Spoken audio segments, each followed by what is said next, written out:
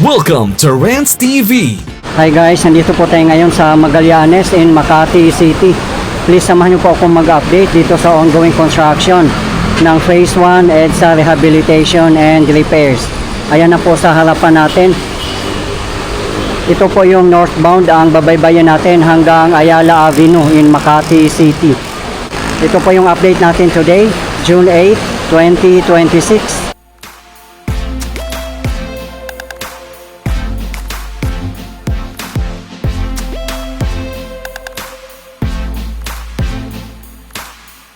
Dito naman sa southbound, ayan kitang-kita po dito na nalatagan na po ng mga asphalt ang mga kalsada. Kaya napaka-smooth na po ng biyahe ng mga motorist.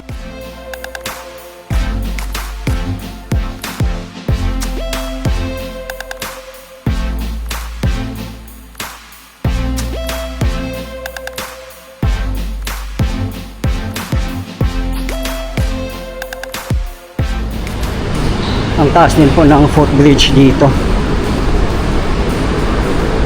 Same po ng design sa may Quezon Avenue MRT3 station.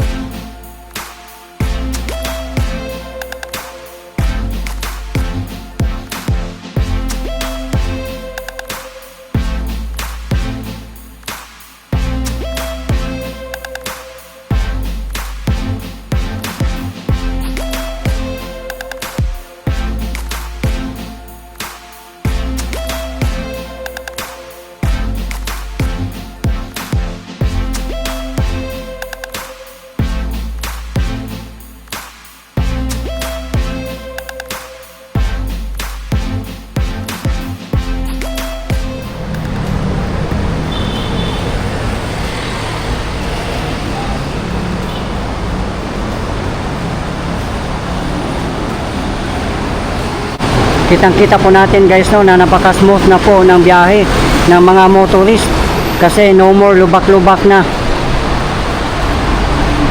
Ang kulang na lang pong ginagawa nila dito ay ang mga sidewalk north and southbound. Ayan, nasimula na po dito ang paggawa ng sidewalk. Ayan nakabakod na po dito. May nakalatag na rin po na mga steel mat.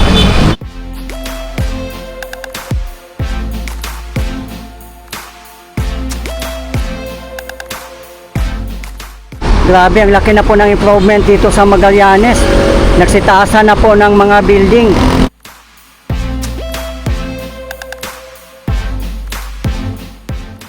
Dito lang po tayo sa Dasmariñas Village na side.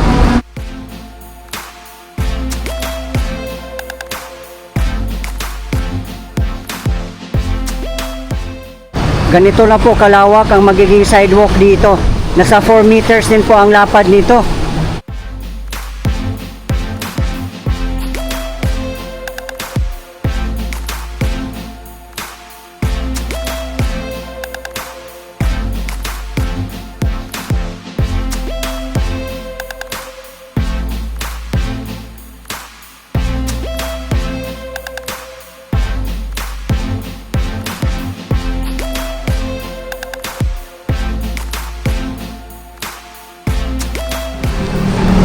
Temporarily, ito po muna ang pedestrian. Safe naman po kasi may nakalagay naman po dito ng mga barriers.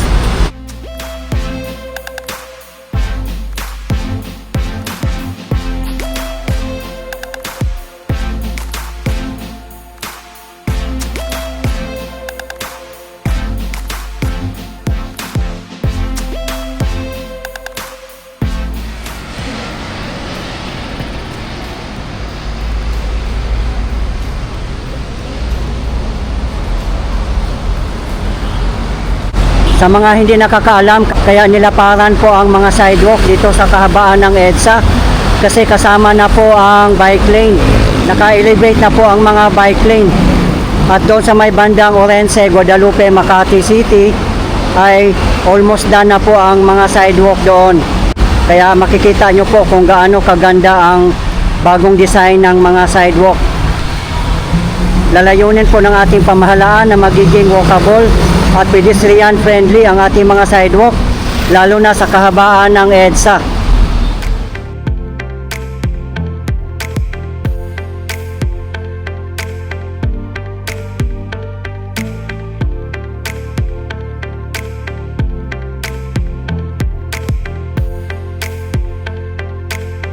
Ang Phase 1 EDSA Rehabilitation and Repairs ay nagsimula sa Rojas Boulevard in Pasay City up to Orense, Guadalupe, Makati City.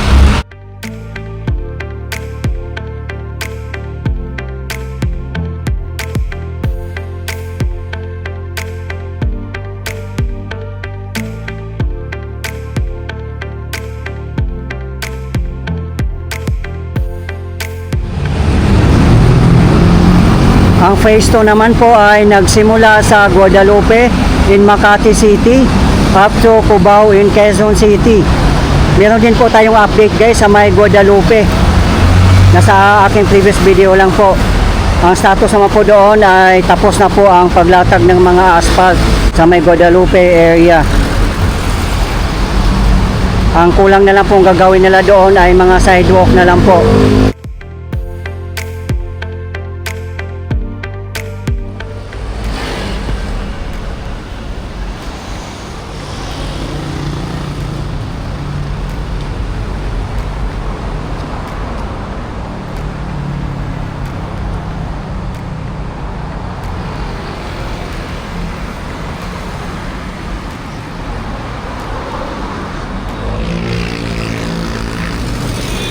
Ang contractor naman po ng EDSA Rehabilitation and Repairs ay Redicon Trading and Construction Corporation.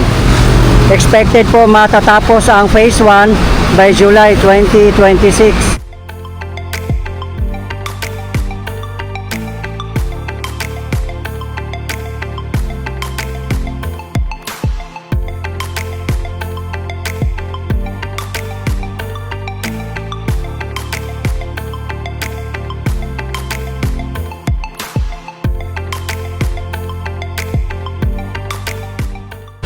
Wala po tayong mga nakikitang mga workers dito na area. Baka sa gabi po sila nagtatrabaho siguro.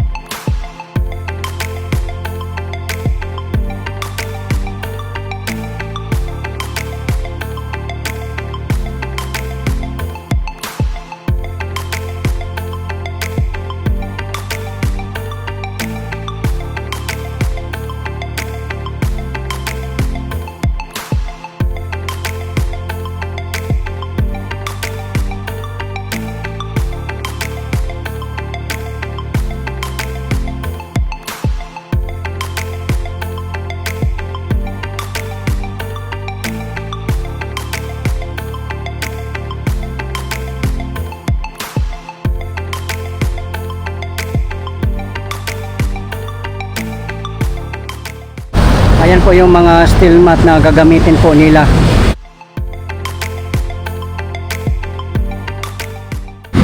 Ito naman po ay manhole ng PLDT. Sa EDSA Rehabilitation and Repairs, hindi po kasama ang underground cabling. Mananatili pa rin po yung mga obstructions dito. Katulad ng mga poste ng ilaw, poste ng Meralco, mga kable at iba pa.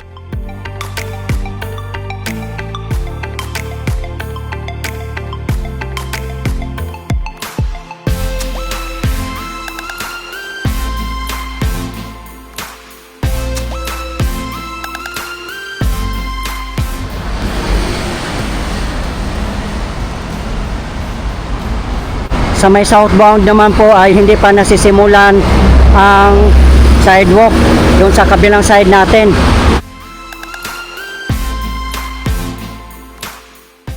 Sa mga gusto pong mapapanood ang iba ko pang updates dito sa EDSA Rehabilitation and Repairs ay nasa aking previous video lang po.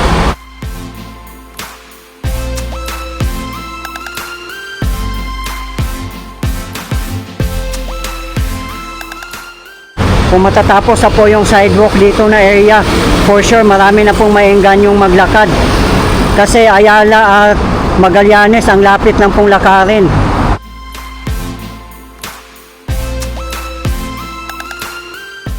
Inuuna po talaga nila ang paggawa ng mga sidewalk sa hindi busy or hindi matao na area.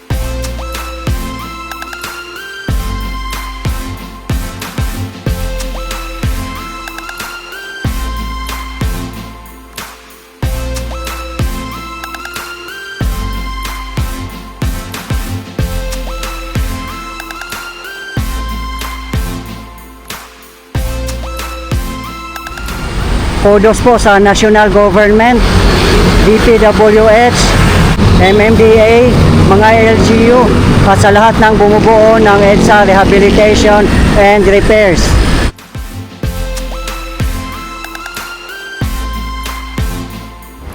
Ginagamitan po nila ito ng stone mastic asphalt, kaya napaka-durable and long-lasting at makapal din po ang pagkalatag nila. Same daw po ito sa mga asphalt na ginagamit ng mga airport.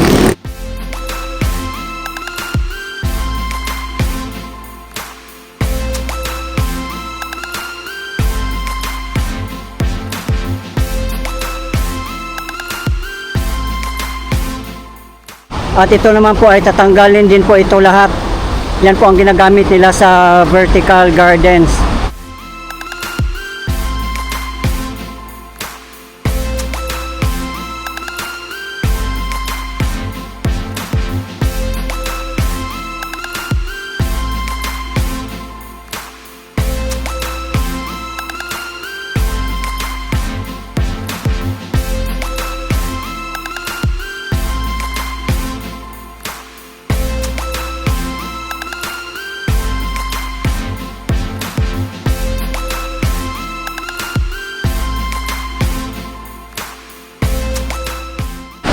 Sa EDSA Rehabilitation and Repairs, hindi lang po kalsada ang inimprove at pinaganda, kundi kasama po ang mga MRT stations, busway stations, mga footbridge, mga sidewalk at iba pa.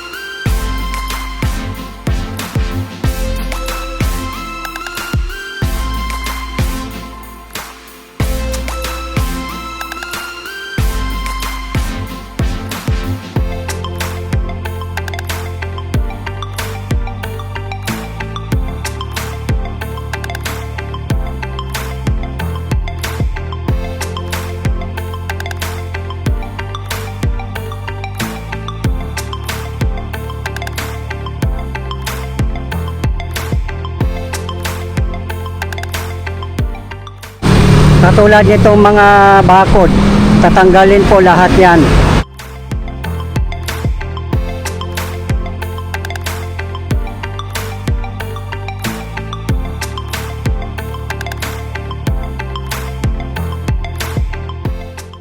Time check 4:30 PM local time. At mabuti po walang ulan ngayon.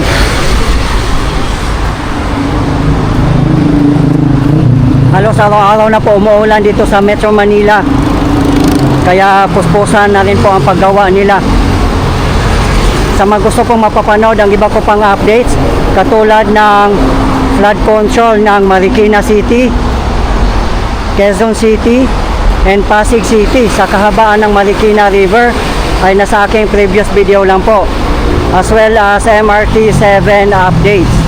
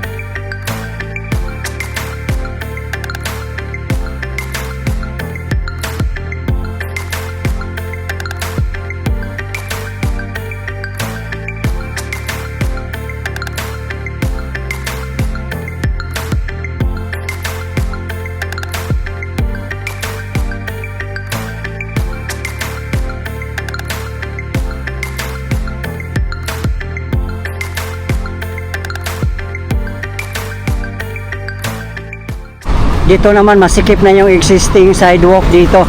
Nasa 1 meter na lang po. Ayan, madagdagan lang po siya ng konti para sa bike lane. Siguro abot lang din ng 2 meters.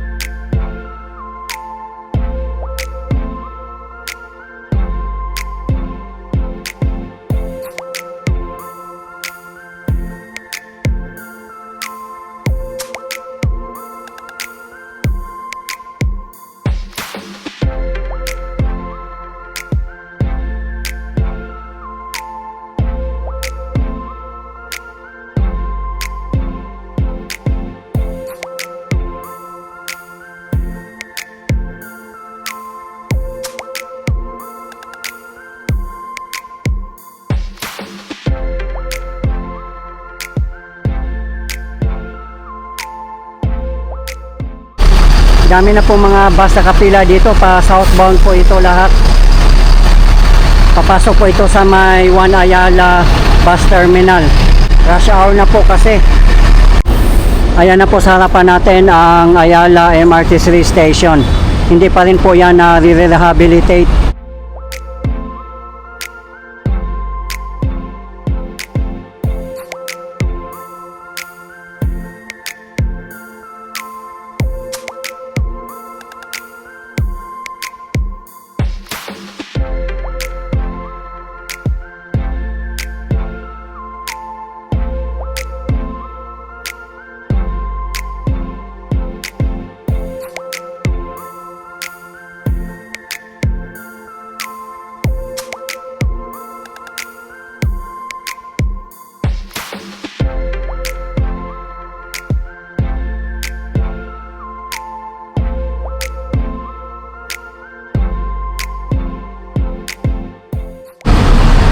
So nakita na po natin guys no, na doon pa lang po sa area ng Magallanes ang ginagawang sidewalk. Sana sa susunod nating update ay aabot na po hanggang dito.